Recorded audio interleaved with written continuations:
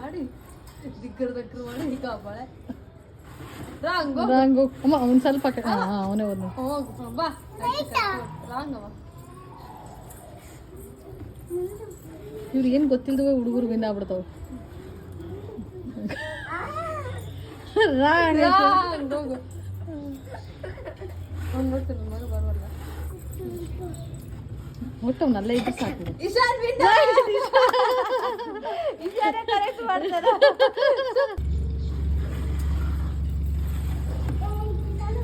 super ಒಳಗೆ ಹೋಗ್ಬಿಡು back ಹೋಗ್ಬಿಡು ಹಾಂ ಒನ್ ಟೈಮ್